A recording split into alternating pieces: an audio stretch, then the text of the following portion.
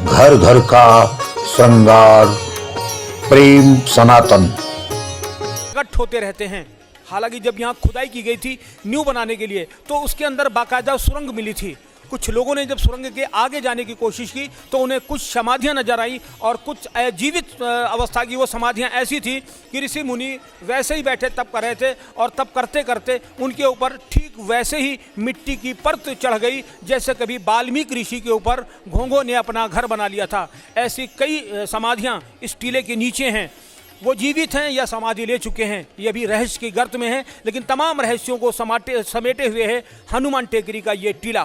फिलहाल हम कुछ और लोगों से बात करते हैं। जब से हमने होश संभाला है तब से हम बालाजी महाराज की विशेष कृपा, साक्षात कृपा हम देख रहे हैं और हमारे ऊपर ही नहीं पूरे गुना जिले के ऊपर, पूरे गुना नगर के ऊपर बालाजी महाराज की साक्षात कृपा है कि एक शांति का टापू कहा जाता है। यहाँ कभी किसी भी तरीके के सांप्रदायिक या किसी तरीके की कोई अशांति गुना में कभी नहीं रही और न कभी रहेगी। और उन्हीं का प्रताप है कि एक छोटे से नगर से एक बहुत विस्तारित और बहुत विस्तार होता चला जा रहा है इस गुना नगर का और काफ़ी तरक्की और उन्नति ये नगर कर रहा है। इसीलिए आगे चल के भविष्य में लोगों की ऐसी मांग है कि इसका नाम बालाजी नगर घोषित किया जाए।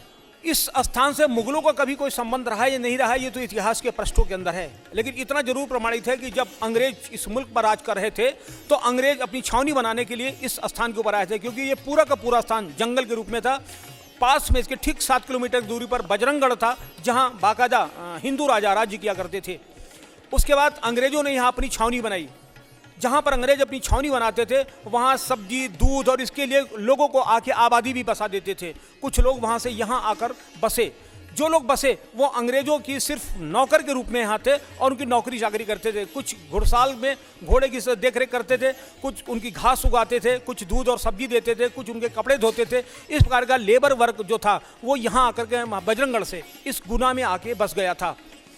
कहते हैं कि उनके बसने के बाद बजरंगबली की यानी कि बालाजी की कृपा बरसनी शुरू हुई और देखते ही देखते गुना इतना संपन्न हो गया कि मध्य प्रदेश के संपन्न जिलों में जब हम नाम लेते हैं तो एक जिला गुना भी है जो एक संपन्न जनपदों में से एक माना जाता है। शायद ये इनका चमत्कार ही है।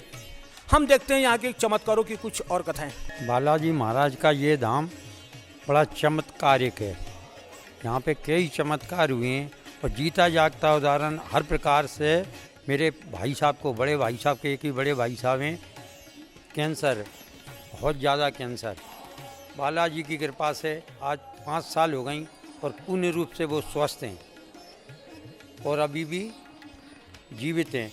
जबकि इलाज चला राजीव गांधी कैंसर हॉस्पिटल दिल्ली, पर विशेष कृपा बालाजी की रही। महाराज की भी विशेष कृपा है। मेरे को यहाँ पे पूजा अर्चना करने का, सत्यनारायण भगवान की कथा करने का हजारों दफ़े सुअवसर प्राप्त हुआ। अखंड रामायण करने का हजारों दफ़े अवसर प्राप्त हुआ।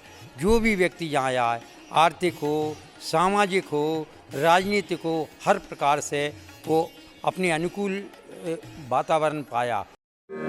श्री गुरु चरण सरोज रज निज मना मुकुर। काफ़ी सिद्ध स्थान है। यहाँ जो भी मनोकामनाएं मांगी जाती हैं वो पूरी होती हैं। आप और यहाँ जो भी श्रद्धालु आते हैं उनकी जो भी कामना होती है वो पूरी होती है। गुरु चरण सरोज रज निज मना मुकुर सुधार। बरनो रघुवर बिमल जसु जो दायक फल चारि। बुद्धिहीन तनु जानिके सुमिरो पवन कुमार। बल बुद्धि विद्या देहु मोहि हरहु क्लेश विकार।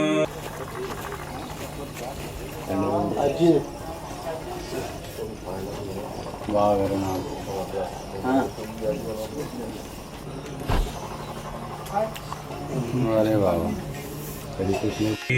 गुरु चरण सरोज रज निज मना